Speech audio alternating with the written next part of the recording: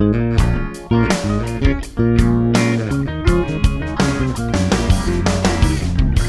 back to the channel, everyone. So a lot has changed in the world in regards to cash flow. The wealth gap has increased, America has been dealing with record high inflation, and the British pound has decreased significantly in value. A lot has changed in the world financially, but not so much in Cambodia. The real to US dollar fluctuated a little bit, but it's still the same. And I thought now would be a good time to revisit the video that I made on my cost of living here in Kampot, Cambodia, back in 2021. Cost of living breakdown. Welcome again. As for me, a little bit has changed financially. However, the US dollar is still plenty strong on the global market. I haven't had to deal with the increased cost of living in the United States that most Americans have. A loaf of bread used to be $1. Now it's almost $4, $5. Now, that being said, the price of fuel has gone up in Cambodia, enough that filling the tank on the CBR is noticeable only by a couple of dollars. So first, let's start with food. The food game here in Kampot is on point and only getting better with the return of tourism. One of the restaurants that I'd like to mention is Armando's. It's on the riverfront and has a nice atmosphere with really good food, not to mention an amazing surf and turf. Instead of giving you a monthly food cost breakdown, just want to give you a few examples of what you might find. For example, a nice meal, you and a couple of beverages, and a nicer restaurant and a good atmosphere in Kampot, you can expect to pay between $10 to $20 depending on what you order. $25 is a bit steep for a steak dinner. If you were to go get a nice burger over a smashed burger with fries and something to drink, it costs you between $4 and $6. Now, if you're just looking for a quick snack, you can swing by Dee Dee's Fried Chicken and get a huge chicken leg for $1 a piece. If street food is more up your alley, there's a plethora to choose from here in Kampot. You can find it anywhere.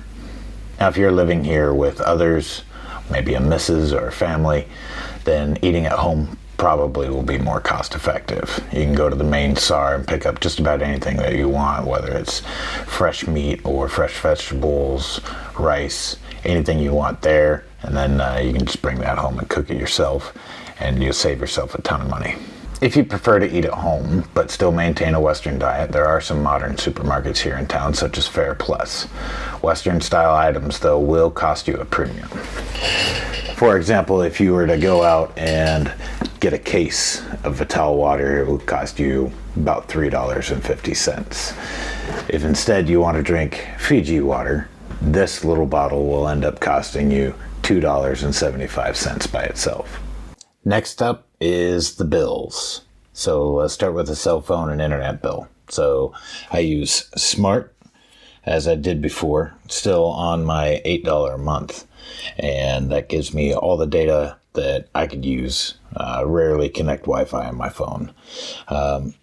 For home internet, I use Smart at Home as kind of a backup internet service. So I've got Metphone fiber running into the property here, but sometimes it gets slow, sometimes it goes down, and I like to maintain my internet connection. So I've got Smart at Home that's kind of my backup system. That runs me $18 a month.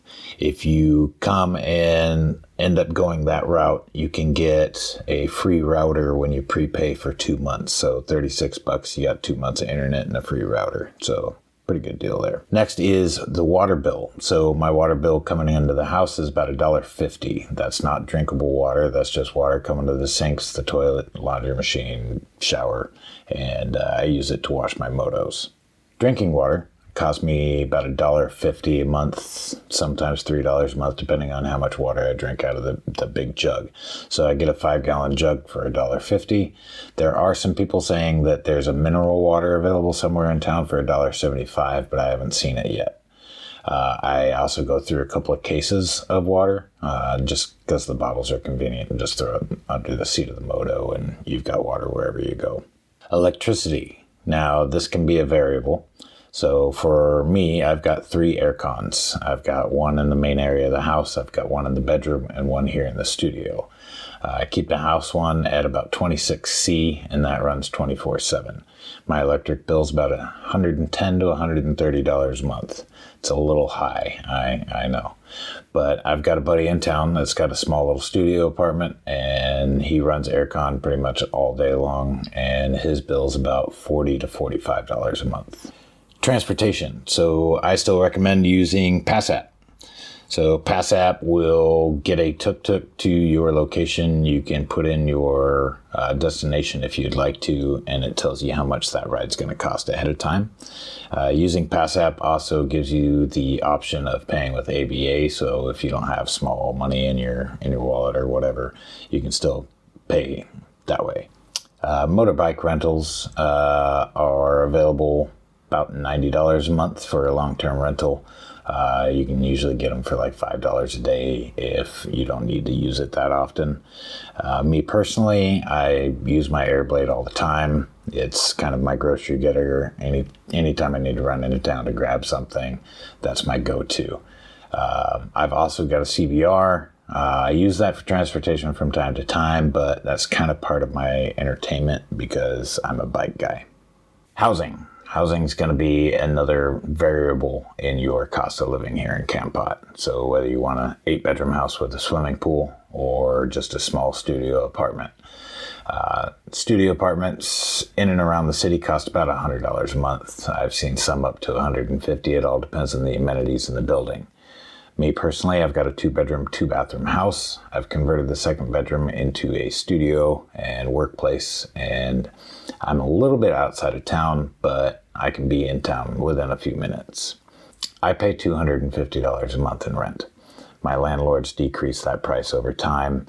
I believe it's his way of trying to retain the occupancy in his buildings. Entertainment. Now, this is also going to be a huge variable in your cost of living.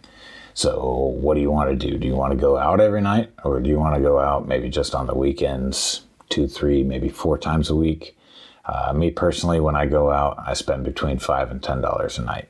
That's just shooting pool, having a drink with a buddy.